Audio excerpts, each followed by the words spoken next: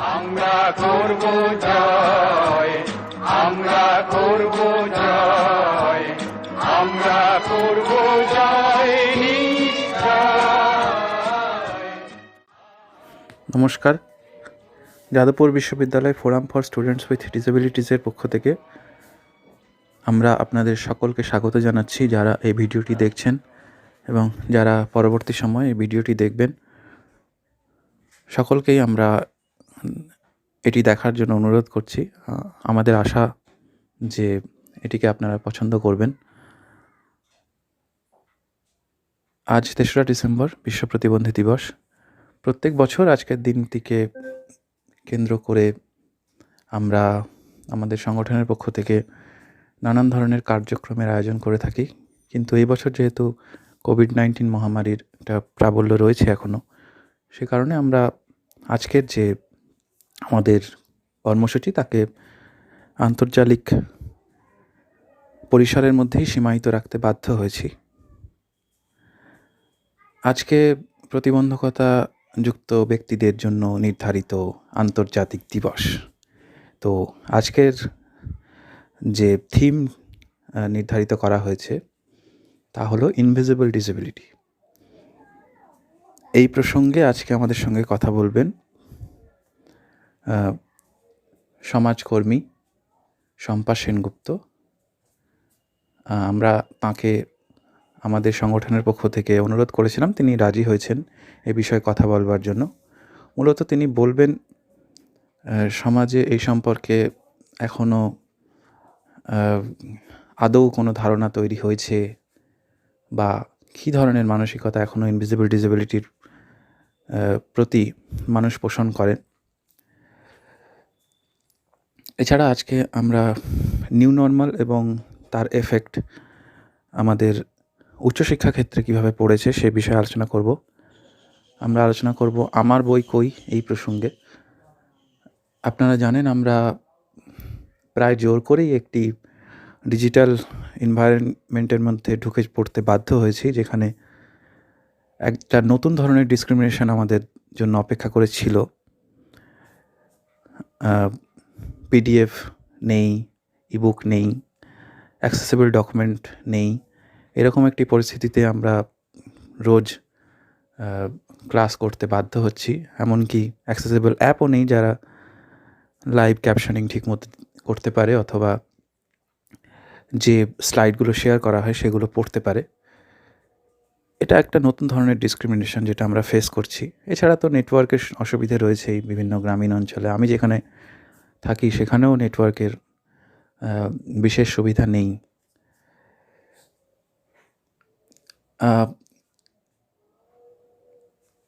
এই new normal এবং তাকে তাকে সঙ্গে নিয়েই এই যে অসুবিধাগুলো, এটা আমাদের একটি নতুন সমস্যার মধ্যে ঠেলে দিচ্ছে এবং সেটা আমাদের কাটিয়ে উঠতে হবে। আমরা সেই সমস্যা থেকে উত্তরণের জন্য একটি আন্দোলনের ডাক দিতে চাই। আমরা বলতে চাই যে আমার বই কই। অর্থাৎ প্রকাশকেরা বা লাইব্রেরিয়ান যারা লাইব্রেরিতে আছেন, ইউনিভার্সিটিতে, কলেজে যারা বই সংগ্রহ করেন ছাত্রছাত্রীদের জন্য, তারা কেন এইসব স্টুডেন্টদের কথা যারা দৃষ্টিহীন তাদের কথা ভাববেন না? তারা কেন এমন ডিজিটাল ফরম্যাট তৈরির কথা ভাববেন না যেগুলো দৃষ্টিহীনদের দ্বারা পাঠ করা সম্ভব? এগুলো আমরা আজকে আলোচনা করব, কিন্তু তার আগে আমি একটু দু এক কথায় উল্লেখ করি এই বছর প্রতিবন্ধী মানুষদের জন্য কেমন গেল, কারণ এই বছরটি শেষ হতে আর খুব বেশি দিন নেই। প্রথমেই যেটা আমরা দেখলাম যে আরপিডি অ্যাক্টের 2016 যে আরপিডি অ্যাক্ট, সেখানে যে সেকশনগুলিতে শাস্তি বিধানের কথা বলা ছিল, সেগুলিকে সরকার ষড়যন্ত্র করে কর্পোরেটকে খুশি করার জন্য একেবারে বদলে দিতে চাইল। তারা বলল যে এই ধরনের প্রবণতা যদি আইনের মধ্যে থাকে তাহলে নাকি কর্পোরেট ইনভেস্ট করবে না। এটা খুবই হাস্যকর একটা আর্গুমেন্ট ছিল ওদের পক্ষ থেকে। কিন্তু আমাদের প্রতিবন্ধী মানুষদের নিয়ে যারা কাজ করেন সেসব সংগঠন এবং সেসব মানুষেরা তাঁরা এর বিরোধিতা করেন এবং সরকার বাধ্য হয় এই আইনটির মধ্যে কোনো পরিবর্তন না আনতে। তো এছাড়া এবছর যেটি ঘটল সেটি হচ্ছে এফসিআরে তে একটা অ্যামেন্ডমেন্ট আনা হলো। যারা মূলত এনজিও চালান এবং ফরেন কন্ট্রিবিউশন অ্যাকসেপ্ট করে থাকেন তাদের ক্ষেত্রে এটা বলা হচ্ছে যে খুব একটা বড়সড় পরিবর্তন আনা হয়েছে। বিশেষ করে তারা যে অর্থ সংগ্রহ করতেন বৈদেশিক অনুদান হিসেবে, এমন তো অনেক সংগঠন ছিল যারা বিদেশের কাছ থেকে অর্থ নিয়ে ছোট ছোট সংগঠনগুলির মধ্যে ভাগ করে দিতেন। বলা হচ্ছে যে এটা এখন আর তারা পারবেন না, একটা নির্দিষ্ট নিয়মের মধ্যে দিয়ে তাদেরকে যেতে হবে এবং পুরো ব্যাপারটাকে সরকারি নজরদারির আওতার মধ্যে আনা হয়েছে। কে কতটা অর্থ পাচ্ছে এবং ফরেন কন্ট্রিবিউশন পাওয়ার জন্য অনেক সময় রেজিস্টার করতে হয়, একটা সার্টিফিকেট দেওয়া হয় কেন্দ্রের পক্ষ থেকে, কেন্দ্র সরকারের পক্ষ থেকে। তো প্রত্যেক বছর যখন এটা রিনিউ করার সময় আসবে তখন সরকার এই যারা আবেদন জানাবেন রিনিউ করার জন্য তাদের বিরুদ্ধে তদন্ত করবে এবং পুলিশি হস্তক্ষেপের কথাও বলা হয়েছে যে তার মাধ্যমে তারা যাচাই করে নেবে যে এই সংগঠনটি ঠিকমতো কাজ করেছে কি না ইত্যাদি ইত্যাদি। তো এটা এক ধরনের যে অটোনমি ছিল এই সংগঠনগুলির, তাদের উপরে হস্তক্ষেপ করা হয়েছে, তার উপরে হস্তক্ষেপ করা হয়েছে। তো এইগুলোই মোটামুটি এই বছরের গুরুত্বপূর্ণ দুটি খবর। এছাড়া তো আছেই যে একদল মানুষকে লকডাউনের মধ্যে অক্ষম ভাতার খুব সামান্য পরিমাণের উপরে নির্ভর করতে বাধ্য করা, তারা কিভাবে রেশন সংগ্রহ করবেন সেই বিষয়ে কোনো রকম খোঁজ না রাখা, তারা করোনায় আক্রান্ত হলে কি হবে সেই বিষয়ে প্রথম 2 মাস কোনো রকম উচ্চবাচ্য না করা, এইগুলো আমরা দেখলাম যে সমাজে সবথেকে নিপীড়িত, সবথেকে দলিত যারা, সেই সব মানুষদের প্রতি কেন্দ্রীয় সরকার বা রাজ্য সরকার যারাই বলুন তাদের দৃষ্টিভঙ্গি কী রকম। এবং আমরা দেখলাম যে এই সরকার কাদের কথা ভাবে actually. Social sector, political sector, economic sector সব ক্ষেত্রে যে বিরাট পতন দেখলাম সেটা এক কথায় অভূতপূর্ব। কোনো রকম প্রাক প্রস্তুতি ছাড়াই লকডাউন এবং তারপরে মাইগ্রেন্ট ওয়ার্কারদের যে পদযাত্রা দেখলাম সে অভূতপূর্ব। এই ধরনের এছাড়া আমাদের আমফান, যেটা আমাদের বিশেষ করে পশ্চিমবঙ্গের মানুষদেরকে আক্রান্ত করলো নানানভাবে, ওই সময় যারা ইন্ডিপেন্ডেন্ট ভাবে বাস করেন যেসব প্রতিবন্ধী মানুষেরা, তাঁরা আদৌ ওই সরকারি অনুদান পেলেন কি না তাও কিন্তু আমরা জানি না। অতএব অনেক সমস্যা এই বছর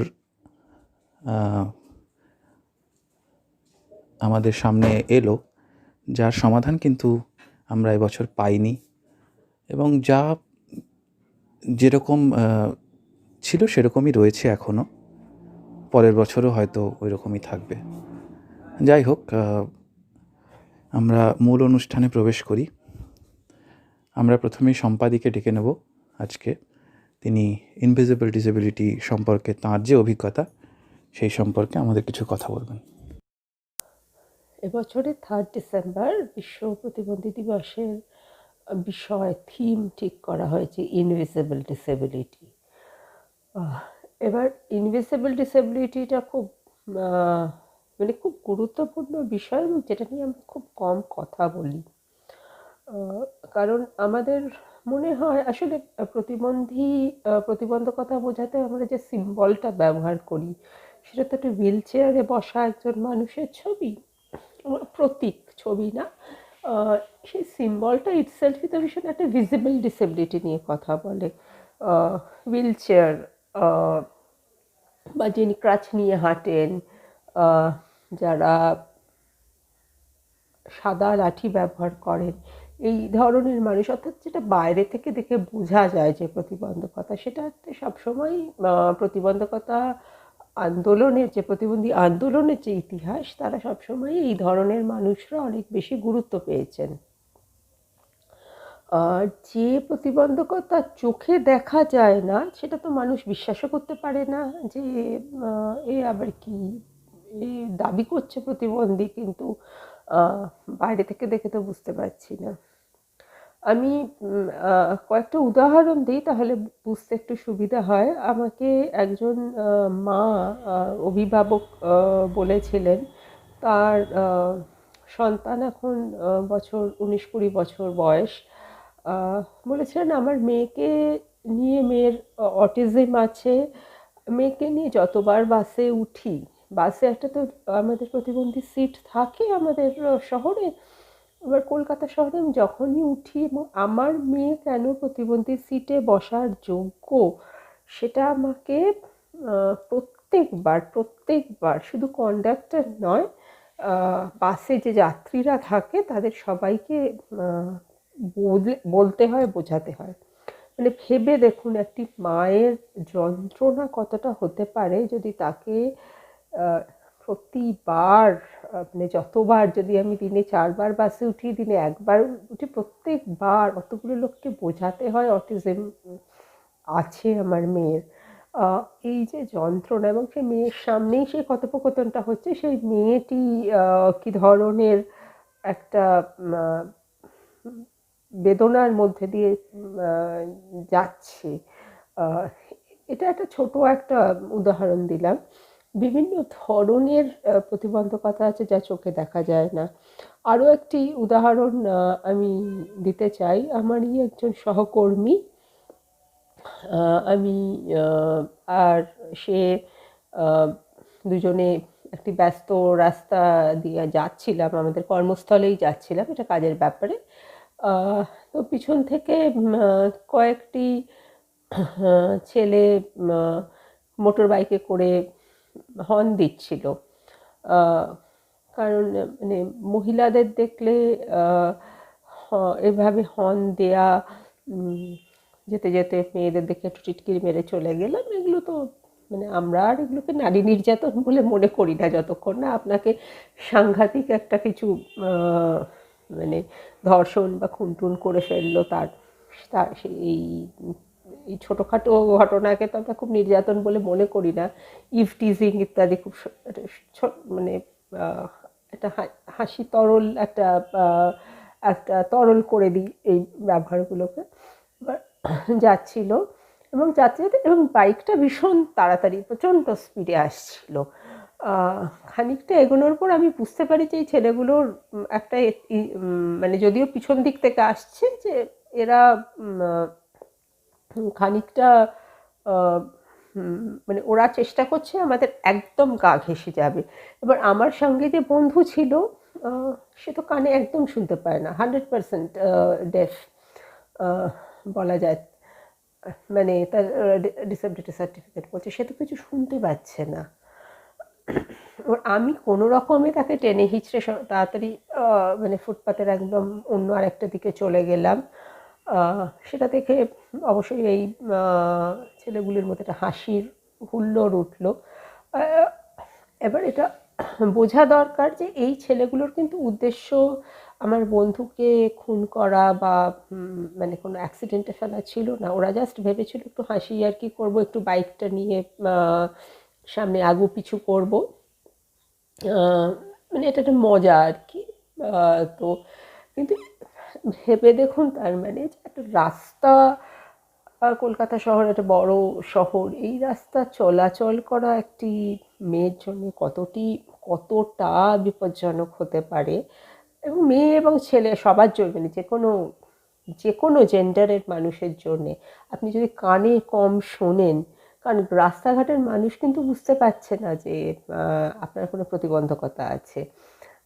ফলে এখানে তো আমি ইভটিজিংয়ের কথা বললাম, এমনি যে কোনো ইভটিজিং ছাড়াও যে কোনো সময়ই অ্যাক্সিডেন্ট হওয়ার যে একটা সাংঘাতিক ভয়, এগুলো বোধহয় আমরা সাধারণভাবে যখন ডিসেবিলিটি মুভমেন্টের কথা বলি, এগুলো নিয়ে কিন্তু আমরা খুব একটা আলোচনা করি না। আহ, ওই মানে অ্যাক্সেস মানেই যেন র্যাম্প, অ্যাক্সেস মানেই যেন ব্রেল বই, বা অ্যাক্সেস মানেই যেন আহ, একটা লিফট, মানে এই ধরনের একটা কথাবার্তা আমাদের আসে, যেগুলো খুব চোখে দেখতে পাবো আমি আর কি। আহ, আমি নিজের ব্যক্তিগত প্রতিবন্ধকতার কথা বলে শেষ করতে চাই। আহ, আমার মানসিক অসুস্থতা আছে, মুড ডিসঅর্ডার। সেখানে মানে আমাকে যে মানুষরা খুব কাছ থেকে চেনেন, তারা জানেন অনেক সময় আমি একদম কথা বন্ধ করে দিই। হয়তো দিনের পর দিন 10 বার 12 বার ফোন করলেন, আমাকে পাওয়া গেল না, ফোনটা বেজে গেল। আমার পক্ষে সম্ভব হয় না সেই সময়টা ফোন ধরা। আমার যে অসুখটা আছে সেই কারণেই এটা হয়। অথচ আমাকে দেখে তো বোঝা যায় না। যার ফলে সাধারণভাবে আমি এত বছর, 30 বছর ধরে প্রতিবন্ধকতা নিয়ে কাজ করছি। আমাকে খুব প্রতিবন্ধী মানুষ বলে আমি মনে করি না যে আন্দোলনের মানুষরাও মনে করেন। কাজে আমি যে সবসময় বাইরের জগৎকে আহ, এটা বলবো যে তোমরা ইনভিসিবল ডিসেবিলিটি নিয়ে চিন্তা করো, তোমরা বোঝো, সেটাও হয়তো একটা ভুল। আমার মনে হয় আমরা যদি অ্যাওয়ারনেস, সেন্সিটাইজেশন ইত্যাদির কথাগুলো বলি, সেটা বোধহয় প্রতিবন্ধকতাযুক্ত মানুষ নিয়ে যারা কাজ করেন, এই আন্দোলনের মানুষদেরও জানা দরকার, বোঝা দরকার। এবং সেন্সিটাইজেশন এবং অ্যাওয়ারনেস বোধহয় খুব বড় বয়স থেকে শুরু করলে খুব ভালো ফল পাওয়া যায় না। মানুষের মধ্যে যে বিবিধতা আছে, ডাইভার্সিটি আছে, ডিসেবলড মানুষদের মধ্যেও নানা ধরনের ডাইভার্সিটি আছে। সেই বোধটা বোধহয় আমাদের খুব ছোটোবেলা থেকে চেতনার মধ্যে আনা দরকার।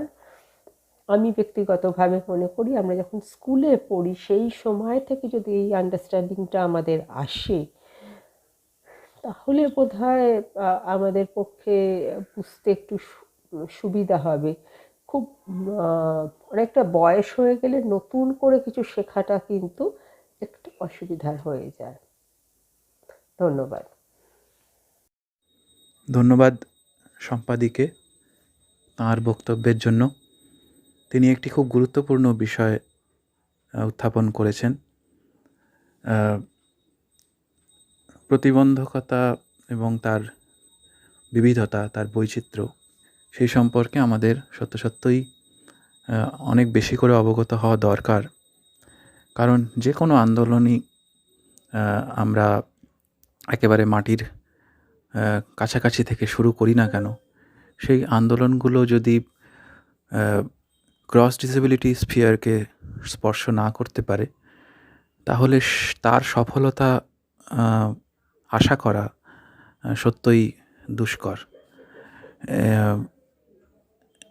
আর একটা যেটা আমার এখন মনে হচ্ছে যে দৃষ্টিহীনতা একটি সেন্সরি ডিসেবিলিটি এবং যারা কানে শুনতে পান না, বধিরতা, সেটাও একটা সেন্সরি ডিসেবিলিটি, কিন্তু দৃষ্টিহীনতা খুবই ভিজিবল এবং বধিরতা ইনভিজিবল।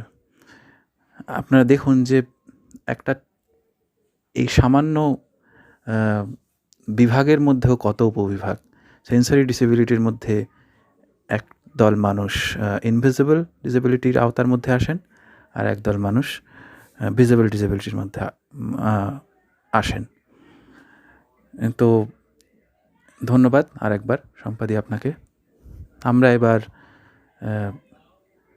চলে যাব আমাদের অনুষ্ঠানের পরবর্তী পর্বে। এরপরে নিউ নর্মাল এবং উচ্চশিক্ষা ক্ষেত্রে তার প্রভাব এ বিষয়ে আলোচনা করবে শালিনী সাউ এবং অসিত। তোমাদেরকে আমি তোমাদের বক্তব্য শুরু করার জন্য আহ্বান জানাচ্ছি। নমস্কার। আজ 3 ডিসেম্বর মাসের এই 3 নম্বর দিনটি প্রত্যেক বছরই আমরা একটু বিশেষভাবে পালন করে থাকি। এবারেও তার কোনো ব্যতিক্রম হচ্ছে না। আমাদের পাশাপাশি ইউএনও, তারও পাশাপাশি গোটা বিশ্ব আজ এই দিনটিকে একটু বিশেষভাবে পালন করে থাকে, কারণ এই দিনটিকে ইউএনও আন্তর্জাতিক প্রতিবন্ধকতাযুক্ত ব্যক্তিদের জন্য একটি বিশেষ দিন হিসেবে ঘোষণা করেছে। প্রত্যেক বছরই আমরা এই দিনে কিছু না কিছু করে থাকি। 2018-তে মানববন্ধন থেকে শুরু করে 2019-এর মশাল মিছিল এবং করোনা ভাইরাসের আক্রমণের ফলে এই বছর আমরা একটু ভিন্নভাবে এই অনুষ্ঠানটিকে করার চেষ্টা করেছি। যাই হোক, প্রত্যেক বছরই ইউএনও একটি বিশেষ দিককে তুলে ধরে তাদের ভাবনায়। এবছরেও তার কোনো ব্যতিক্রম হয়নি। এবছরে তাদের ভাবনায় উঠে এসেছে প্রতিবন্ধকতাযুক্ত মানুষজনদেরই সামাজিক একটি বিষয়।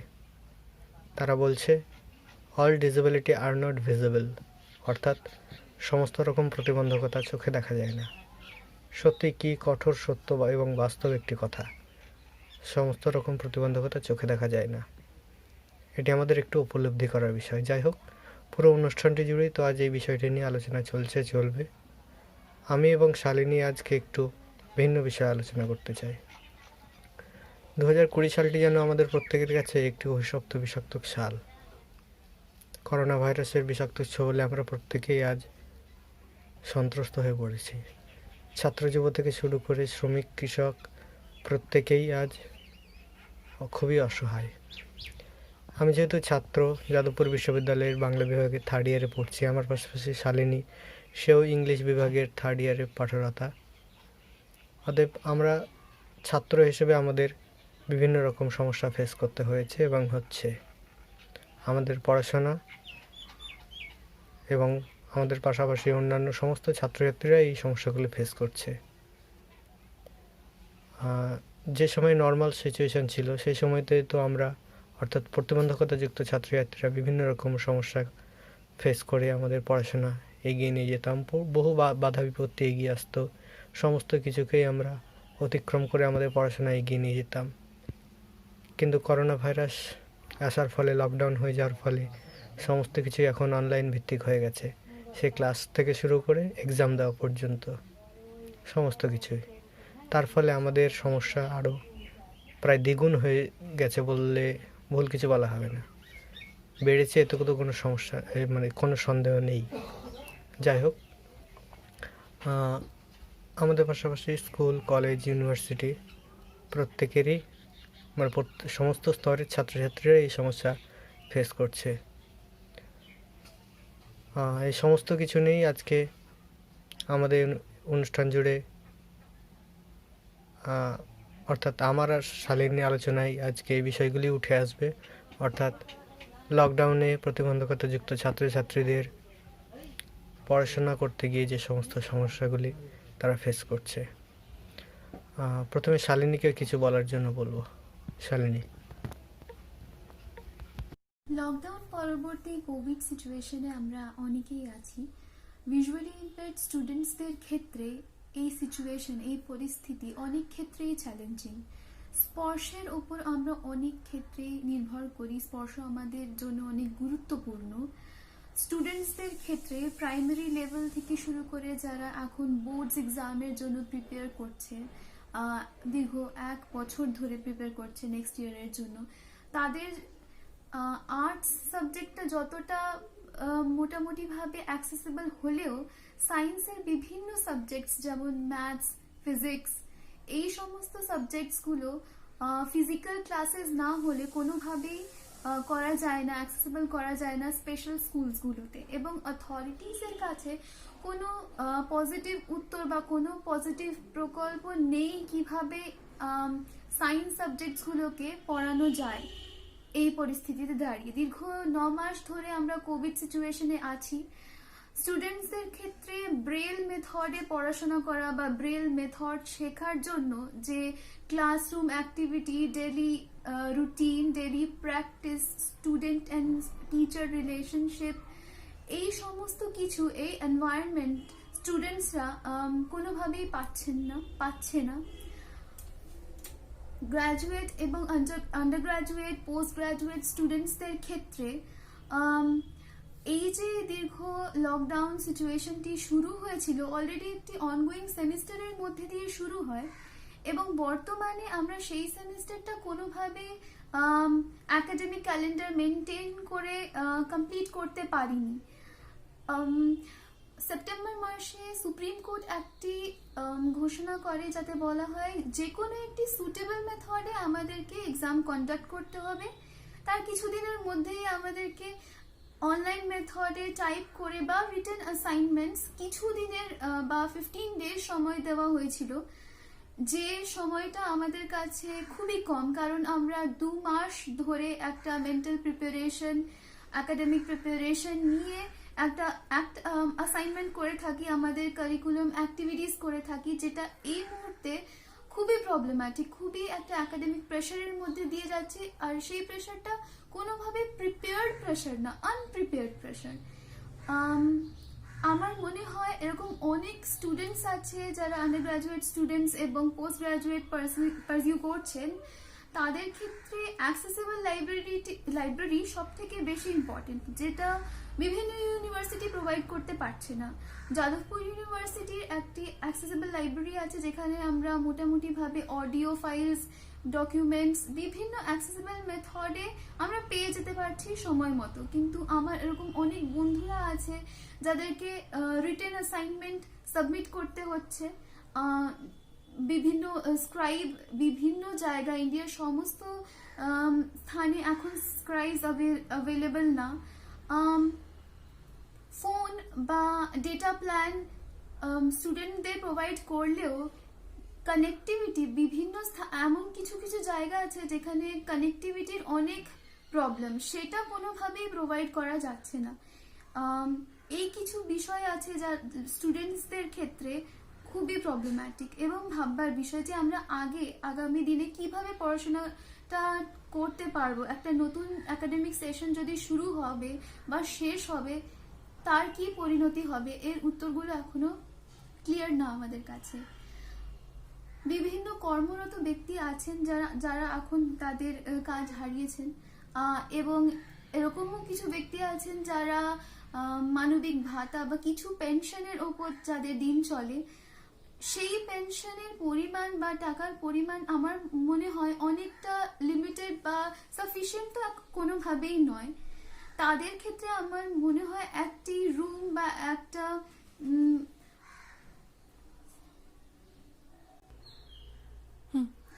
যে সমস্ত ব্যক্তিদের মাল্টিপল ডিসেবিলিটিস আছে তাদের ক্ষেত্রে আমার মনে হয় নিউজ মিডিয়াটা অ্যাক্সেস করা সব থেকে বড় চ্যালেঞ্জ।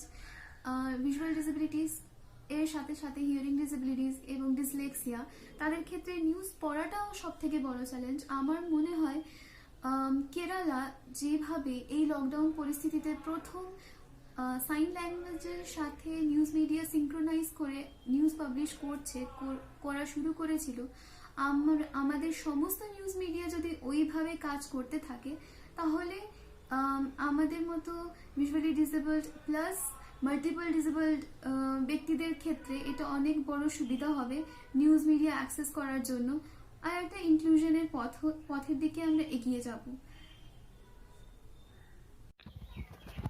শালিনী তো পুরো বিষয়টি প্রায় বলেই ফেলেছে। যাই হোক, শালিনীর পাশাপাশি আমি কিছুটা বিষয় অ্যাড করি। প্রতিবন্ধকতাযুক্ত ছাত্রছাত্রীদের যে সমস্ত সমস্যাগুলি মানে রীতিমতো এখন হচ্ছে বা কিছুদিন আগে অবধি হয়েছে, যারা কালির লেখা পড়তে পারে না বা যারা কালির লেখা লিখতে পারে না তাদের নিয়ে অনেকটাই আলোচনা হয়েছে। পাশাপাশি যারা মানসিক প্রতিবন্ধী তারাও তো পড়াশোনা করে থাকে, কিন্তু তাদেরকে এইভাবে হঠাৎ একটি নতুন পরিবেশে তাদেরকে তো বোঝানোটা খুবই চাপ যে করোনা পরিস্থিতিটা কি, কেন বাড়িতে বসে তাদেরকে ক্লাস করতে হচ্ছে, অনলাইনে ক্লাস করাটা আসলে এই যে অনলাইনে ক্লাস করা এই পরিবেশের সঙ্গে তারা কোনোদিনও মানিয়ে নিতে একটু সমস্যাই হয়েছে। এর আগে কোনোদিন এই পরিস্থিতি তারা দেখেনি। তারা সব সময় চায় যে স্কুলে যেতে, বন্ধু বান্ধবীদের সঙ্গে থাকতে, টিচারদের সঙ্গে দেখা হবে, এটা চায়, কিন্তু তাদেরকে বোঝানোটা খুবই কষ্টের এবং চাপের। তারা সব সময় স্কুল ইউনিফর্ম পরে, যদি কোনো স্কুল থেকে নির্দেশ থাকছে যে অনলাইন ক্লাসের সময় স্কুল ইউনিফর্ম পরতে হবে, সেই ক্ষেত্রে যাদের মানসিক সমস্যা আছে তারা এটা বুঝতে পারছে না যে আমি স্কুল ড্রেস পরবো কিন্তু স্কুলে যাব না, এটা কি করে হয়।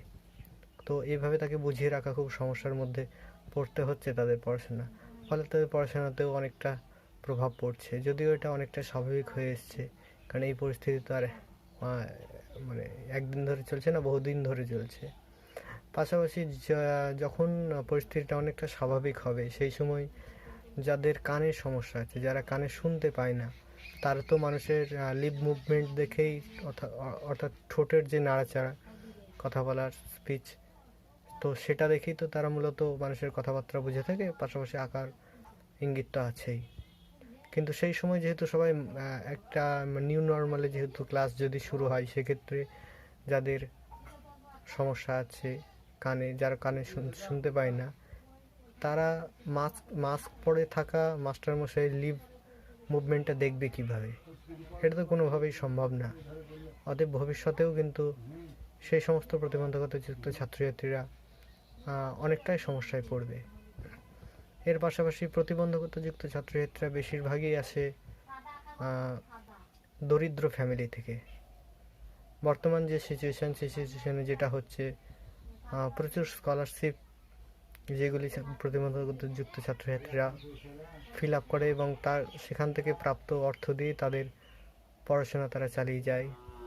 কিন্তু সেটা এমন একটা পরিস্থিতিতে গিয়ে দাঁড়িয়েছে যে স্কুল কলেজ কিছুই খোলেনি, যেটা যাতায়াতের ব্যবস্থা সেগুলি এখনও সম্পূর্ণভাবে স্বাভাবিক হয়নি। তা সত্ত্বেও সমস্ত স্কলারশিপের ডেটগুলি শেষ হয়ে যাচ্ছে, ফলে প্রতিবন্ধকতাযুক্ত ছাত্রছাত্রীরা অনেকেই সেই ফর্মটি ফিল আপ করতে পারছে না। এগুলি সরকারের একটু ভেবে দেখা উচিত। যেখানে স্কুল বন্ধ, যেখানে যাতায়াতের ব্যবস্থা সম্পূর্ণভাবে স্বাভাবিক হয়নি, সেখানে কীভাবে বিভিন্ন রকম স্কলারশিপের লাস্ট ডেট শেষ হয়ে যায়। যাই হোক, এর পাশাপাশি আমরা যারা প্রতিবন্ধকতাযুক্ত ছাত্রছাত্রীরা, তারা ছোটো থেকেই স্পেশাল স্কুলে পড়ে অভ্যস্ত। আমরা প্রত্যেকেই ছোটো থেকে কমিউনিটি লাইফ লিড করতে ভালোবাসি এবং সেখান থেকেই আমরা মূলত বড় হয়েছি। অতএব হঠাৎ এসে লকডাউন হয়ে যাওয়ার ফলে আমাদেরকে হঠাৎ প্রত্যেকের বাড়ি চলে যেতে হয়েছে। এর ফলে আমাদের প্রত্যেককেই বাড়িতে একা একা থাকতে হচ্ছে। আজ প্রায় 8 থেকে 9 মাস হতে যায়। আমাদের কাছে এই একা একা বাড়িতে থাকা মাসের পর মাস, এটা মানসিক যন্ত্রণা ছাড়া আর কিচ্ছু না। এর প্রভাব অবশ্যই ক্লাস করতে গিয়ে পড়ছে, পড়াশোনায় মন বসছে না। শুধু আমরা নয়, সেটা সমস্ত রকম প্রতিবন্ধকতাযুক্ত ছাত্রছাত্রীরাই এই সমস্যা ফেস করছে। যাই হোক, আজকের এই দিনটি ঠিক উদযাপন করার দিন নয়, ভবিষ্যতের লড়াই লড়বার শপথ গ্রহণের একটি দিন। সকলকে আমার এবং শালিনীর পক্ষ থেকে অসংখ্য ধন্যবাদ জানিয়ে আমাদের এই আলোচনা আজকের মতো শেষ করছি। নমস্কার। নমস্কার।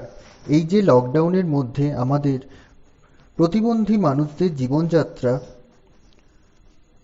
কেমন ছিল, বিশেষভাবে অর্থনৈতিক দিক দিয়ে কি কি প্রতিকূলতার সম্মুখীন হতে হয়েছে আমাদের, সেই বিষয়ে ব্যক্তিগত উপলব্ধি থেকে আমাদের মধ্যে কয়েকজন বন্ধু আপনাদের সামনে উপস্থিত করতে চলেছেন তাদের অভিজ্ঞতা। এখন আপনাদের সামনে নিজের অভিজ্ঞতা উপস্থিত করছেন শুভঙ্কর ভূঁইয়া। নমস্কার, আমার নাম শুভঙ্কর ভূঁইয়া।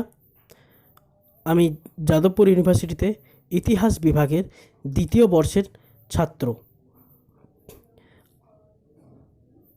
এই লকডাউন সিচুয়েশনে দৃষ্টি প্রতিবন্ধকতাযুক্ত মানুষদের অবস্থা কীরকম ছিল এইটা আমার বলার বিষয়।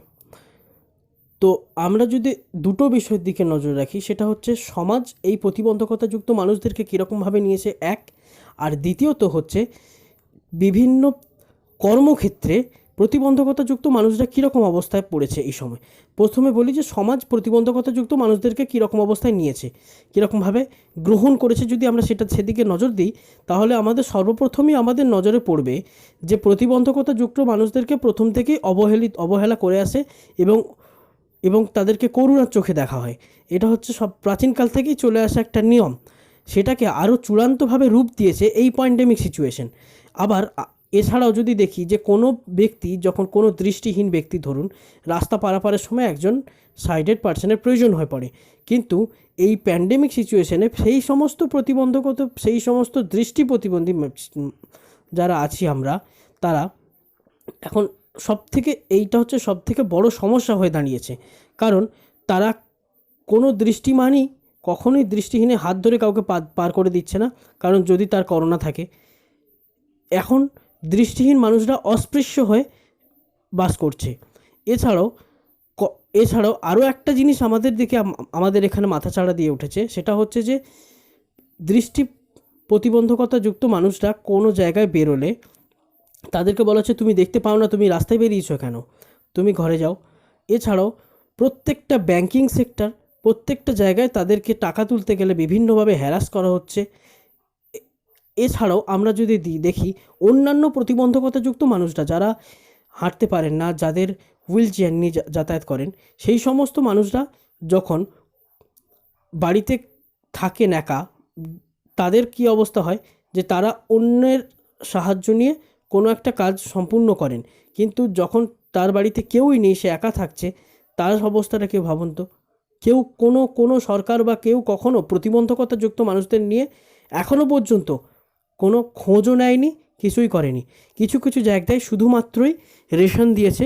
কিন্তু আপনি যদি দেখেন যে এই সামাজিক দিকে যদি আমরা নজর দিই, তাহলে একটা জিনিস আমাদের সর্বপ্রথম নজরে আসবে, সেটা হচ্ছে কি যে রাজ্য সরকার যে 1000 টাকা দিত মানবিক ভাতা, সেই মানবিক ভাতা এখন প্রায় বন্ধ হয়ে গেছে বললেই চলে। এখন একটা প্রচুর সংখ্যক প্রতিবন্ধকতাযুক্ত মানুষ এই ভাতাটা পায় না।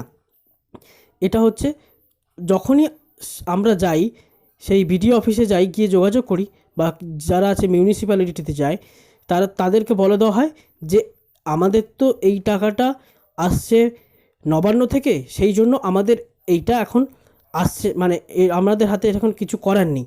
কিন্তু আমরা নবান্নে যখন ফোন করি, উত্তর হয় কি যে আমরা ব্যাপারটা নিয়ে দেখছি। সে দেখতে দেখতেই সারা জীবন কাটিয়ে দেয়, কিন্তু প্রতিবন্ধকতাযুক্ত মানুষরা সে বঞ্চিত হয়েই আসছে এবং থেকেই যাচ্ছে। এটা এখন আরও প্রচুর পরিমাণে বৃদ্ধি পেয়েছে। এছাড়া আমরা যদি আরও একটা দিকে নজর দিই, এবার যদি আমরা দেখি যে কর্মক্ষেত্রে যদি দেখি, তাহলে একটা জিনিস আমাদের সর্বপ্রথম আসবে যে সমস্ত মানুষরা হকার ছিল, যারা হকারি করে জীবনযাপন করত, তাদের এই সময়টা রেল বন্ধ হয়ে যাওয়ার জন্য তাদের পেটে টান পড়েছে। কারণ তাদের কোনো জায়গায় আর হকারি করার জায়গাটাই নষ্ট হয়ে গেছে। তাহলে এই সমস্ত মানুষরা কোথায় যাবে, তার জন্য কি সরকার কোনো দিন ভেবেছে? তা তো ভাবেনি। আবার যে সমস্ত প্রতিবন্ধকতাযুক্ত মানুষরা অন্যান্য জায়গায় বসে বিক্রি করতো, সেই সমস্ত প্রতিবন্ধকতাযুক্ত মানুষরাও ঠিক মতো বিক্রি করতে পারছে না। অন্যান্য ব্যবসার সঙ্গে যারা যুক্ত ছিল তারাও এই এই এই প্যান্ডেমিক সিচুয়েশানে বঞ্চিত হচ্ছে। সেই সমস্ত মানুষদের কথাও সরকার এখনও পর্যন্ত ভাবার কোনো ইচ্ছা বা চেষ্টাও করেনি। এছাড়াও যদি আমরা দেখি, আরও একটা বিষয়ের দিকে আমাদের নজর দিতেই হবে, কারণ যেহেতু আজ আন্তর্জাতিক প্রতিবন্ধী দিবস, সেই সূত্রে দেখবেন যে প্রচুর সংখ্যক প্রাইভেট সেক্টর আছে যারা হচ্ছে যে বিভিন্ন জায়গায় অনুষ্ঠান করবে এবং বলবে যে আমরা প্রতিবন্ধী মানুষদের জন্য উন্নয়নের কথা বলি, উন্নয়নের কাজ করি, তোমরা আমাদের থেকে বিশাল, আমাদের চোখ থেকেও আমরা যা কিছু করতে পারি না তোমরা সবই করতে পারো, আমাদের থেকে তোমরা অনেক এগিয়ে, এই সব কথা বলবে। আর দিনের শেষে গিয়ে দেখবেন বলবে কানাখোড়াদের কিছু একটা দিয়ে দাও তাতেই হবে। এই হচ্ছে আমাদের মেন্টালিটি, এই হচ্ছে আমাদের এই। আরও যদি আমরা দেখি, এই প্যান্ডেমিক সিচুয়েশনে কেন্দ্রীয় সরকার একটা বিল পাস করতে চাইছিল, যেখানে বলা হয়েছিল যে প্রতিবন্ধকতাযুক্ত মানুষদের প্রাইভেট সেক্টরে কোনো ধরনের সুযোগ সুবিধা বা কোনো ধরনের সিকিউরিটি থাকবে না। এবং এছাড়াও আরও এর এর এর অজুহাত দেওয়া হয়েছিল কেন্দ্রীয় সরকারের পক্ষ থেকে যে প্রতিবন্ধকতা মানুষদের এই আরপিডি অ্যাক্টের জন্য নাকি বিদেশি কোম্পানিগুলো বিনিয়োগ করতে চাইছে না। এই হচ্ছে কেন্দ্রীয় সরকার। ভাবুন একবার, প্রতিবন্ধকতাযুক্ত মানুষদের উন্নয়নের কথা কোথায় ভাববে সেই সরকার, যে সরকার প্রতিবন্ধীদের নিয়ে বিশাল কিছু বলে, দিব্যাঙ্গ বলে নাকি দেবতার অংশ বলে নাকি যারা দাবি করে, সেই সরকার এই জিনিসটাকে কীরকমভাবে ভাবে দেখুন, যে নাকি প্রতিবন্ধকতাযুক্ত মানুষদের জন্য নাকি প্রাইভেট সেক্টরগুলো, বিদেশি কোম্পানিগুলো নাকি বিনিয়োগ করতে চাইছে না। ভাবুন তাহলে এই সব মানুষ, এই আমাদের মতো প্রতিবন্ধকতা মানুষরা কোথায় যাবে? আমাদের ভোটের সময় দেখবেন প্রতিবন্ধকতাযুক্ত মানুষদের নিয়ে বিশাল রাজনীতি করে, কিন্তু দেখুন দিনের শেষে সেই একই জায়গায় এসেই দাঁড়ায়। আবার দেখবেন প্রতিবন্ধকতাযুক্ত মানুষদেরকে নিয়ে কীরকমভাবে ব্যবসা বাণিজ্য করা হয়। কোনো একটা সেক্টর খুলে দিল যেখানে প্রতিবন্ধকতাযুক্ত মানুষদেরকে নিয়ে এসে কম্পিউটার শেখানোর নামে গল্পগুজব করে চালিয়ে দিল। তাহলে এই যে জায়গাগুলো চালানো হয়, সেই জায়গায় কি সরকার কখনো নজর রেখেছেন? আরও তাছাড়া আমরা যদি দেখি, স্টেট ডিসেবিলিটি কমিশনার যিনি আছেন আমাদের রাজ্যে, অন্যান্য রাজ্যের স্টেট ডিসেবিলিটি কমিশনারের দিকে দেখুন, তাহলে প্রত্যেকটা স্টেট ডিসেবিলিটি কমিশনার বিভিন্ন ধরনের কাজ করেছে। যেমন ধরুন কেরালা ডিসেবিলিটি কমিশনার প্রত্যেকটা প্রতিবন্ধকতাযুক্ত মানুষদেরকে 5,000 টাকা দিয়েছে এবং রেশনের ব্যবস্থা করেছে। দিল্লি 5 কেজি করে রেশনের ব্যবস্থা করেছে। সেখানে আমাদের পশ্চিমবঙ্গ ডিসেবিলিটি কমিশনারের অবস্থা দেখুন, যাদের অস্তিত্বই পাওয়া যায় না। আর সবশেষে বলি যে আমরা কখনোই সেলিব্রেশন চাই না, আমরা সবসময় চাই যে উন্নয়ন করুন। আর একটা কথা শেষে বলি যে প্রতিবন্ধকতা ব্যক্তিদেরকেই দেখলে অর্থ ধরিয়ে দিন বা জামা প্যান্ট দিয়ে দিন, এইরকমভাবে উন্নয়নের কথা প্লিজ ভাববেন না। এরকম কথা না ভেবে ভাবুন না, তাদের পাশে এসে আমাদের সমস্যাগুলো বোঝার চেষ্টা করুন। ওই রকমভাবে কোনো কিছু দিয়ে বা ওই রকমভাবে সেলিব্রেশন করে কোনো কিছু উদযাপন করার চেষ্টা করবেন না প্লিজ। এখন আমাদের সামনে নিজের অভিজ্ঞতা উপস্থাপন করছেন উত্তম গড়াই। নমস্কার, আমি উত্তম গড়াই, যাদবপুর বিশ্ববিদ্যালয়ের স্নাতক স্তরে 2য় বর্ষের ছাত্র। এই কোভিড পরিস্থিতি প্রতিটি মানুষকেই সামাজিক ও আর্থিকভাবে বিধ্বস্ত করে তুলেছে। তবে অস্বীকার করার জায়গা নেই, প্রতিবন্ধকতাযুক্ত মানুষের পক্ষে চ্যালেঞ্জটা একটু বেশি। অন্যান্য বিভিন্ন রাজনৈতিক সংগঠন ও সামাজিক সংগঠনের মতোই এফএসডি একটি সলিডারি ফান্ড গঠনের মাধ্যমে এইসব বিধ্বস্ত প্রতিবন্ধকতাযুক্ত মানুষদের পাশে থাকার চেষ্টা করেছে। আজ 3রা ডিসেম্বর এই প্রতিবন্ধকতা দিবস উপলক্ষে এফএসডির সদস্য হিসাবে সেসব প্রতিবন্ধকতাযুক্ত মানুষদের আর্থিক অবস্থা নিয়ে বলার ভার পড়েছে আমার উপর। প্রথমে আসি সেই সব খেটে খাওয়া মানুষদের কথা, যারা অসংগঠিত ক্ষেত্রে কাজ করে দিন যাপন করেন, যেমন ক্ষুদ্র ব্যবসায়ী ও হকাররা। এই প্যান্ডামিক সিচুয়েশনে বিগত কয়েক মাস সবাই গৃহবন্দী। সেই ক্ষেত্রে তারা বলতে গেলে বলতে গেলে প্রায় কর্মহীনই হয়ে পড়েছে। আবার বিভিন্ন প্রাইভেট সেক্টরে কর্মরত যেসব প্রতিবন্ধী মানুষেরা তারা ছাঁটাই হচ্ছে ধীরে ধীরে। কারণ প্রাইভেট সেক্টরগুলো নিজেদের পিঠ বাঁচাতে গিয়ে তাদের ছাঁটাইয়ের তালিকায় প্রতিবন্ধকতাযুক্ত মানুষদের নামগুলিকে শীর্ষে রেখেছে। প্রতিবন্ধকতার কারণে যেসব মানুষ হাঁটাচলা করতে পারেন না, সরকারি সামান্য পেনশন বা ভাতার উপর নির্ভর করে নিজেদের দিন যাপন করেন, নিজেদের জীবিকা নির্বাহ করেন, এই প্যান্ডামিক সিচুয়েশনে তারা সেই ভাতাটুকুও ঠিকঠাক পায়নি। ফলে তাদের অবস্থা তো শোচনীয়। প্রতিবন্ধকযুক্ত মানুষরা একেবারেই হাঁটাচলা করতে পারেন না, একলা থাকেন এবং বাড়িতে কাজের লোকের উপর নির্ভরশীল। তাদের কথা তো বলতেই নেই, কারণ এই লকডাউনে প্রতিটি মানুষই গৃহবন্দী। ফলে তাদের বাড়িতে কাজের লোক আসতে পারেনি বিভিন্ন কারণে, কারণ যানবাহনও চলছে না।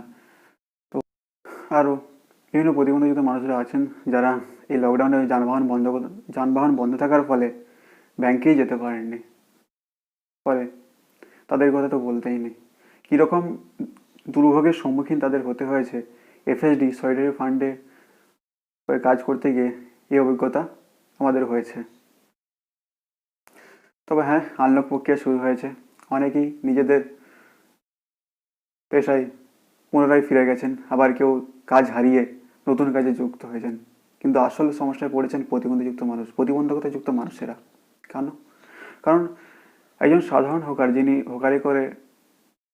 ট্রেনে হোকারি করে দিন যাপন করেন, কিন্তু এখন ট্রেন চালু হওয়ার পরেও যেহেতু ট্রেনে হকার উঠতে দেওয়া হচ্ছে না, তাই তিনি কি করতে পারেন না, নিজের পেশা পরিবর্তন করেন, গ্রামে গিয়ে সবজি বিক্রি করতে পারবেন। কিন্তু একজন প্রতিবন্ধী মানুষ যিনি ট্রেনে হকারি করেন, তার পক্ষে এটা করা কতটা দুর্বিষহ বা তার পক্ষে অসম্ভব ব্যাপার। আজ 3রা ডিসেম্বর বিভিন্ন জায়গায় এই দিনটি অনুষ্ঠিত হচ্ছে, পালিত হচ্ছে। আজকে এই অনুষ্ঠানে আমন্ত্রিত অতিথিরা হয়তো অনেকেই অনেক বড় কথা বলবেন, অনেকেই অনেকভাবে বলবেন এই করেছি ওই করেছি, কিন্তু বাস্তবিক ক্ষেত্রে ঠিকঠাক উল্টোটা দেখা যায়। যেমন এই প্যান্ডামিক সিচুয়েশনই ধরুন না, বিভিন্ন রাজনৈতিক ও সামাজিক সংগঠনগুলি প্রতিবন্ধকতাযুক্ত মানুষদের সাহায্য করার নামে আখেরে নিজেদেরই প্রচার করেছে। কারণ তারা সাহায্য করতে গিয়ে ওই প্রতিবন্ধকতাযুক্ত মানুষদের বা যাদেরকে সাহায্য করেছে তাদের ছবি এত পরিমাণে প্রচার করেছে যে তাদের সাহায্য করার স্বার্থের থেকে তাদের নিজস্ব প্রচার স্বার্থটাই বেশি হয়ে দাঁড়িয়েছে। তা নিজেদেরকে পাবলিশ করতে চেয়েছে। যাই হোক, আজকে 3রা ডিসেম্বর প্রতিবন্ধী দিবস। বিভিন্ন জায়গায় হয়তো বিভিন্ন ডোনেশন দেওয়া হবে, দৃষ্টিহীন প্রতিবন্ধী মানুষদের স্টিক দেওয়া হবে। কিন্তু সালটা 2020, এখন মানুষ চায় রোজগার করে নিজের সম্মানের সঙ্গে বাঁচতে। তাই এসব ডোনেশন বা দৃষ্টিহীন প্রতিবন্ধীদের এসব স্টিক না দিয়ে যদি প্রতিবন্ধকতাযুক্ত মানুষদের উপযোগী কর্মক্ষেত্র গড়ে তোলার কথা ভাবি এবং তাদেরকে সঠিক কাজে লাগানো যেতে পারে, তাহলে তারা সেই অর্থ রোজগার করে নিজেদের প্রয়োজনীয় জিনিস নিজেরাই কিনে নিতে পারবে এবং নিজেরাই সম্মানের সঙ্গে বাঁচতে পারবে, কারোর উপর নির্ভর করতে হবে না। বা তাদের এই যে ছবির মাধ্যমে তাদের মাধ্যমে নিজেদের প্রচার করানো, এইসব ভণ্ডামি থেকে তারা রক্ষা পাবে। যাই হোক, আশা করি আগামী দিনগুলোতে এই কথাগুলি নিয়ে ভাবা হবে। নমস্কার। আমাদের সামনে আমাদের মধ্যে থেকে কিছু বন্ধু একটি আন্দোলনের ডাক দিতে চলেছেন। তারা হলেন রাজদীপ নায়েক, জসিমউদ্দিন শেখ, ওম প্রকাশ দাস। আমরা এখন তাদের কাছেই আসছি আমাদের আগত আন্দোলন সম্পর্কে বিস্তারিত জানতে। এই কথাটা আমরা সবাই জানি, তুমি যারে রাখবে পিছে সে তোমায় টানবে নিচে। অর্থাৎ সমাজের প্রতিটি শ্রেণী সমানভাবে যদি এগিয়ে না আসে, সমাজ এগোতে পারে না, সমাজ পিছিয়ে পড়ে। তাই সংবিধান স্বীকৃতি দিয়েছে সবার জন্য শিক্ষা, অথচ শিক্ষার যে অংশ বই, সে বই সবার জন্য নয়। আজ এই বিশেষ দিন ঘোষণা হয়েছে আমাদের মতো প্রতিবন্ধীদের জন্য, অথচ শিক্ষার জন্য যেটা অপরিহার্য সে বই আমাদের নেই। তাই আমাদের বই কই, এই প্রশ্নটা বারবার উঠে এসেছে, উঠে আসে।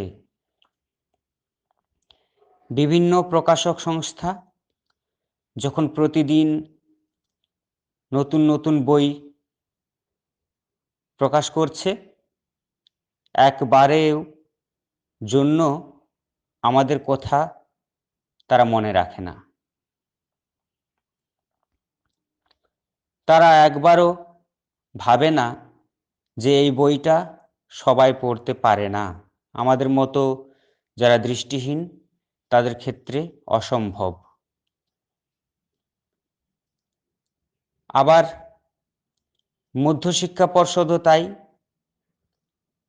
শিক্ষা প্রতিষ্ঠানগুলোর শিক্ষার ক্ষেত্রে যে দ্রুততর সিলেবাস পরিবর্তিত হয়, তখন আমাদের অপেক্ষা করতে হয় দীর্ঘদিন সে বইটা পাওয়ার জন্য। অথচ একবারও এটা ভাবা হয় না যে বইটা একটা অডিও করে দিলে তৎক্ষণাৎ আমাদের কাছে পৌঁছাতে পারত।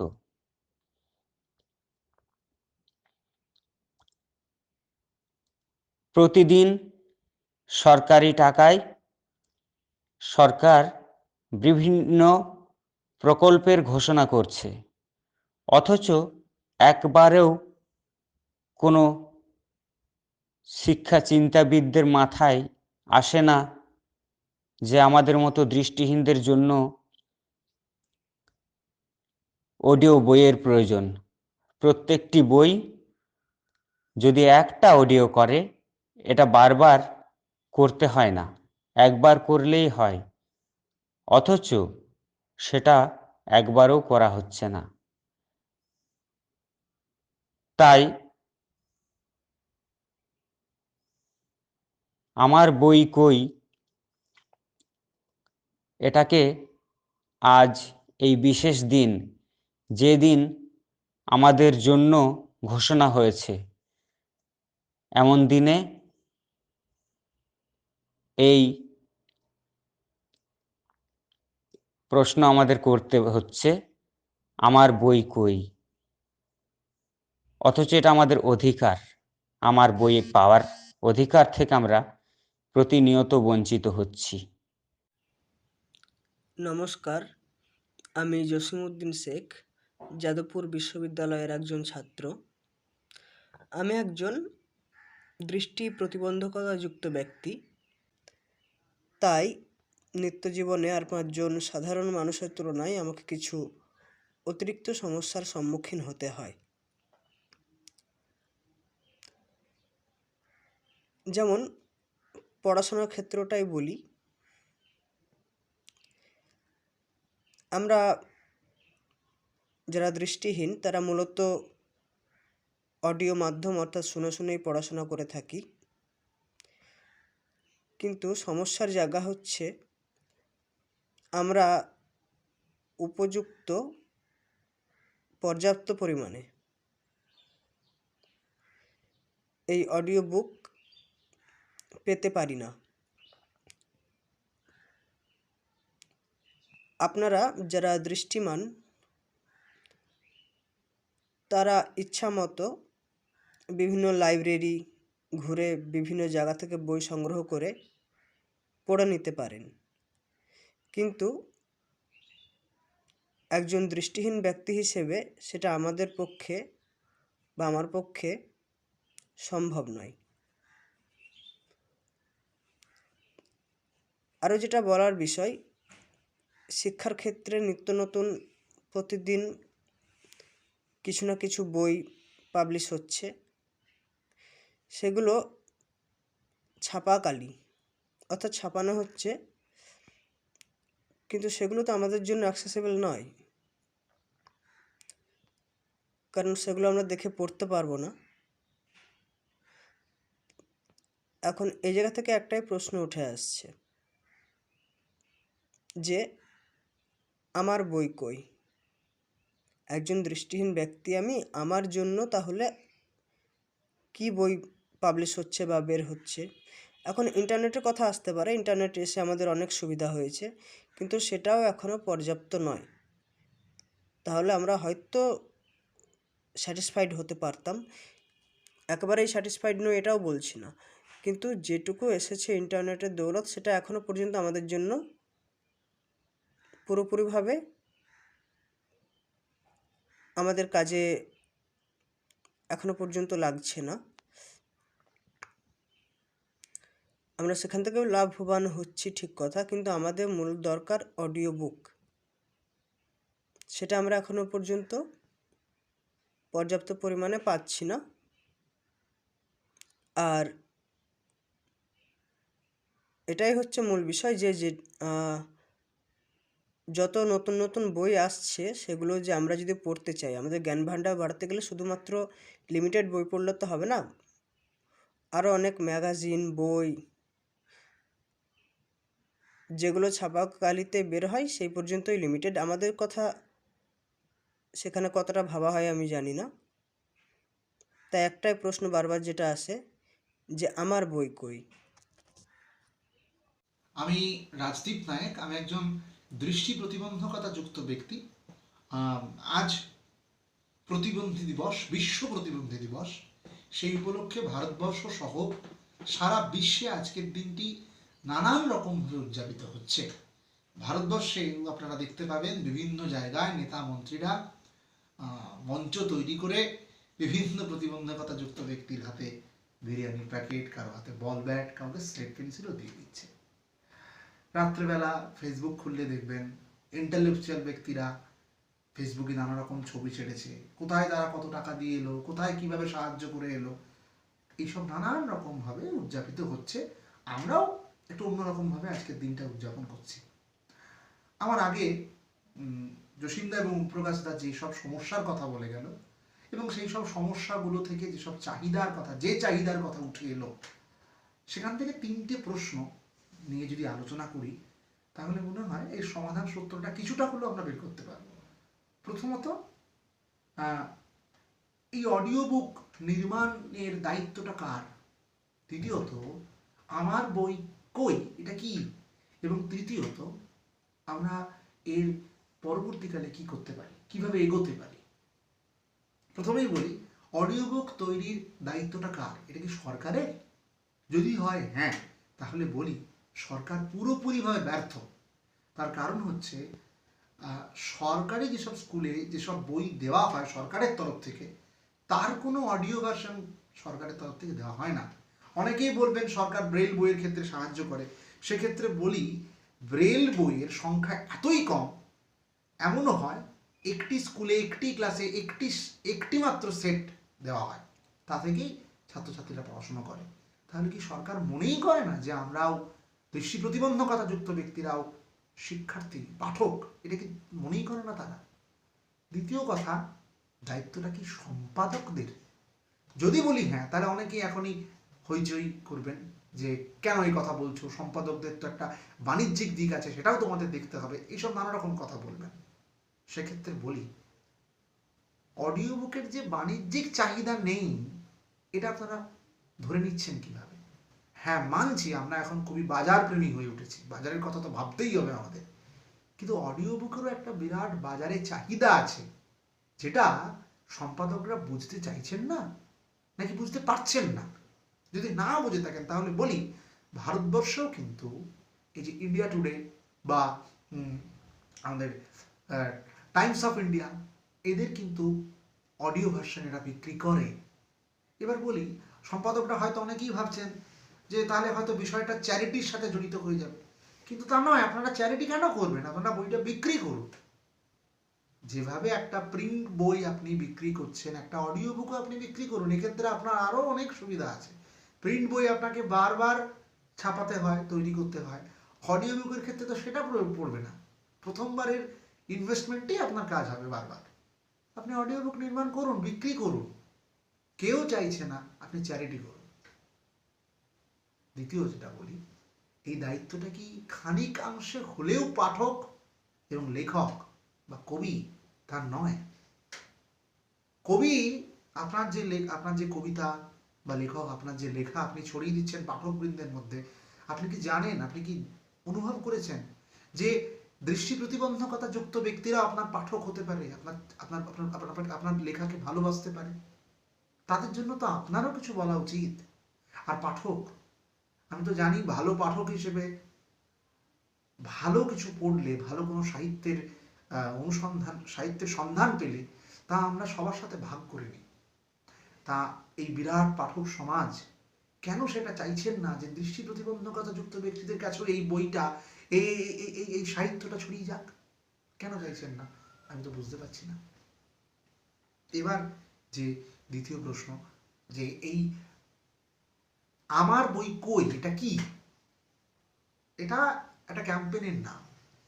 এটা শুরু হয়েছিল রাইট টু রিড বলে যে একটা আন্দোলন হয়েছিল সারা বিশ্ব জুড়ে, বিশেষ করে আমেরিকাতে, ইউএসএতে। সেই আন্দোলনের ঢেউটা ভারতবর্ষে এসেছিল।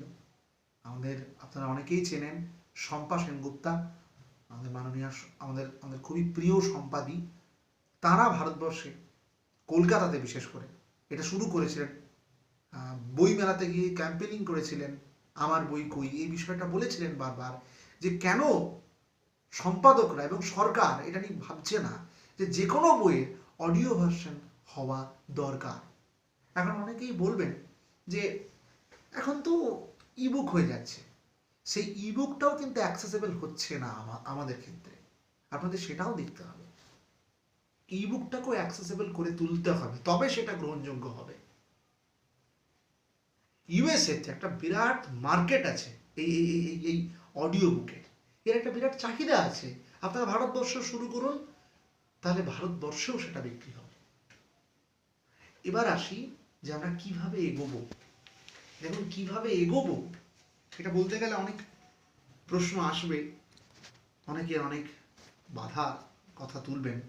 প্রথমেই বলি, প্রথমত অনুভব করতে হবে, আমার আগে যারা বলে গেল, যে চাহিদাটা কোথায়। তারপর অনুভব করতে হবে যে এমন কিছুই নয়, আমরা চাইলেই পারবো। আর তারপর বাধা আসবে আমাদের, যে কোনো নতুন কিছু করতে গেলে আমরা বাধার সম্মুখীন হব। কিছুদিন আগে একটি খুব নামকরা পত্রিকা প্রকাশিত হয়েছে, অবশ্যই এখন লকডাউনের জন্যই বলুন আর যে কারণেই বলুন, এখন তো বেশিরভাগই ওয়েব পোর্টালে প্রকাশিত হয়, তা প্রকাশিত হয়েছে এতে, কিন্তু সেখানে ওইটিতে শুধুমাত্র ওই পিডিএফ আকারে প্রকাশিত হয়নি, সেখানে কিছু অডিও, কিছু ভিডিও ছিল। তা সেটা নিয়ে বাংলা সাহিত্যের তাবড় লোকজন বিতর্কে নেমে পড়েন, এভাবে পত্রিকা হয় না, কেন এরকম হচ্ছে, কালির গন্ধ ছাড়া নাকি পত্রিকা হয় না, নানা রকম আপত্তি ওঠে। প্রগতিশীল ব্যক্তিরা কিন্তু অনেকেই এটাকে সাপোর্ট করেছিলেন, বলেছিলেন কেন হতে পারে না। আমি শুনেছিলাম একটি আলোচনাতে একজন প্রগতিশীল ব্যক্তি বলছেন যে অডিও ভার্সনটা দৃষ্টি প্রতিবন্ধকতা যুক্ত ব্যক্তিদের কাছে জরুরি, এটা আপনি কেন বুঝতে পারছেন না। আবার বলি, পুরো পত্রিকাটা কিন্তু অডিও ভার্সন হয়নি, তার কিছু কিছু অংশ অডিওতে প্রকাশ হয়েছে। অনেকে বলবেন যে আপনারা জানেন না, খবর নিন, বিভিন্ন অ্যাপ আছে, বিভিন্ন ওয়েবসাইট আছে যেখানে অডিওতে বিভিন্ন বই প্রকাশিত হচ্ছে। এই কথাটা ঠিক, কিন্তু আমি বলি সেটা বই নয়, সেটা অডিও বুক নয়, সেটা অডিও ড্রামা। কিছুদিন আগে শরৎচন্দ্র চট্টোপাধ্যায়ের একটি বিখ্যাত উপন্যাস প্রকাশিত হয়েছে এবং একজন বিখ্যাত ব্যক্তি সেটা করেছেন। সেটি তো অডিও ড্রামা, অডিও বুক নয়। একটি উপন্যাসের, একটি গল্পের, সিনেমার আলাদা চাহিদা থাকে, সেই রকমভাবে একটি অডিও বুকের আর অডিও ড্রামার একটা আলাদা চাহিদা থাকে। এটা আমাদের বুঝতে হবে, এটা আমাদের জানতে হবে, এটা অনুভব করতে হবে। তাই অডিও বুকের সাথে অডিও ড্রামাকে গুলিয়ে ফেলবেন না। অনেকেই এটা করছেন। আমার মনে হয় বিশ্ব প্রতিবন্ধী দিবস এসছে, আবার আসবে, আবার যাবে। আমরা প্রতিদিন এই ধরনের এই মেকি যেসব কার্যকলাপ দেখতে পাই, সেগুলো প্রতিবার দেখতে পাবো, দেখবো, এটা চলবে চিরন্তন। কিন্তু আসুন না আমরা একবার ভেবে দেখি আমাদের এই যে আজ যে কথাগুলো বলতে হচ্ছে, আসুন না আমরা সবাই মিলে একবার চেষ্টা করি যেন পরের বছর এই কথাগুলো আর না বলতে হয়। লেখক, কবি, পাঠক এবং সম্পাদক সবার কাছে আমাদের অনুরোধ, আপনারা আমাদের সাথে আসুন এবং এক সুরে বলে উঠুন, আমার বই কই। কিভাবে আমরা এগোবো, কি করব, এ নিয়ে আপনারা আপনাদের মতামত জানান। প্রথমত আপনারা এটা আমাদের কাছে জানান যে আপনারা এটাতে, এই যে আমাদের আমার বই কই, এই ডাকটাতে আপনারা সম্মত কিনা। ধন্যবাদ। ধন্যবাদ বক্তাকে। এরপরে বক্তৃতা রাখবেন গবেষক অধ্যাপক ঈশান চক্রবর্তী। আমরা তার কাছে শুনে নেব গবেষক হিসেবে তার বই না থাকার যে অসুবিধে, সেটাকে তিনি কীভাবে দেখেন। নমস্কার বন্ধুরা, আমি Ishan Chakraborty, forum for students with disabilities, Jadavpur ইউনিভার্সিটির ইউটিউব পেজে আজ আমি আপনাদের সামনে। ওয়ার্ল্ড ডিসেবিলিটি ডের শুভেচ্ছা জানাই আপনাদের। হ্যাঁ, শুভেচ্ছা শব্দটি খুব সচেতনভাবে ব্যবহার করছি, কারণ আমার কাছে ডিসেবিলিটি ডে মানে একটি উদযাপন, লড়াইয়ের উদযাপন, হেরে না যাবার উদযাপন, মাথা নত না করবার উদযাপন, আন্দোলনের উদযাপন। এবং এই দিনটি আমার ভীষণভাবে মনে হয় আমাদের প্রতিবন্ধী মানুষদের আরও একবার রিমাইন্ড করিয়ে দেয় যে আমরা ডিসক্রিমিনেশন, বৈষম্য, এইবলিজমের সামনে কিছুতেই মাথা নত করব না। আমাদের সংগ্রাম আমরা চালিয়ে যাব, আমাদের লড়াই আমরা চালিয়ে যাব, অধিকারের লড়াই আমরা চালিয়ে যাব। আমি প্রথমেই ধন্যবাদ জানাচ্ছি forum for students with disabilities JUK আমাকে এখানে সুযোগ করে দেবার জন্য। কিছু বলবার কথা বলেছে আমাকে FSD। ওরা যে ডাক দিয়েছে, আমি অধিকারের কথা বলছিলাম, ওরা যে ডাক দিয়েছে আমার বই কই, আমাদের বই কই, আমি আজ ওদের সঙ্গে কণ্ঠ মিলিয়ে আজকে আমিও বলতে চাই যে হ্যাঁ, আমার বই কই। আসলে আপনারা হয়তো জানেন, আপনাদের জ্ঞাতার্থে বলে রাখি, আমি যাদবপুর বিশ্ববিদ্যালয়ের ইংরেজি বিভাগের অ্যাসিস্ট্যান্ট প্রফেসর, এবং আমি ওই একই ডিপার্টমেন্ট থেকে রিসার্চও করছি, PhD করছি। তো একজন একাডেমিশিয়ান হিসেবে, একজন রিসার্চার হিসেবে, একজন দৃষ্টি প্রতিবন্ধী রিসার্চার হিসেবে আমি আজ জোর গলায় এই প্রশ্নটি করতে চাই, আমার বই কই। এই প্রশ্নটি শুধুমাত্র প্রকাশকদের কাছে নয়, এই প্রশ্নটি সমাজের কাছে, এই প্রশ্নটি লাইব্রেরির কাছে, এই প্রশ্নটি শিক্ষা প্রতিষ্ঠানের কাছে, এই প্রশ্নটি দোকানে যে সমস্ত বই সাজানো থাকে, যে সমস্ত দোকানে আপনারা যান, আপনারা দেখে বই বেছে নেন, সেই সকলের কাছে, আপনাদের সকলের কাছে এই প্রশ্নটি যে আমার বই কই। আপনারা নিশ্চয়ই বুঝতেই পারছেন যে প্রিন্টেড বই আমার পক্ষে পড়া সম্ভব নয়, এবং একজন রিসার্চার বা একজন টিচারের প্রতিনিয়ত চলবার জন্য, তার প্রফেশনাল কারণের জন্য, তার একাডেমিক প্রগ্রেসের কারণের জন্য প্রতি সময় বই কনসাল্ট করতে হয়, বই পড়তে হয়, বই দেখতে হয়, বই ঘাঁটতে হয়। কিন্তু আমাদের কাছে, দৃষ্টি প্রতিবন্ধী মানুষদের কাছে সেটা একটা লিমিটেড অপশন, লিমিটেড স্কোপ। কারণ আপনারা জানেন যে খুব কম সংখ্যক বই অ্যাক্সেসিবল ফরম্যাটে পাওয়া যায়। অ্যাক্সেসিবল ফরম্যাট মানে হয়তো আপনারা ভাবছেন যে অ্যাক্সেসিবল ফরম্যাট বলতে আমি কি বোঝাচ্ছি। এখানে আমি ডেফিনেটলি ব্রেইল বই বা অডিও বইয়ের কথা যেমন বোঝাচ্ছি, তেমনি যে সমস্ত ডিজিটাল বইগুলো স্ক্রিন রিডিং সফটওয়্যার দিয়ে অ্যাক্সেস করা যায় সেটার কথাও আমি বলছি। এবং যেমন আমার রিসার্চের জন্য আমাকে প্রচুর বাংলা বই, বাংলায় লেখা বই আমাকে দেখতে হয়। ইংরেজি বেশ কিছু বই অ্যাক্সেসিবল ফরম্যাটে পাওয়া যায়, অডিও বুকের আকারে, লিব্রিভক্সে বা কোনো অডিও বুকের যে অ্যাপ আছে সেখানে হয়তো পাওয়া যায়। কিন্তু বাংলা বইয়ের সম্ভার অত্যন্ত সীমিত।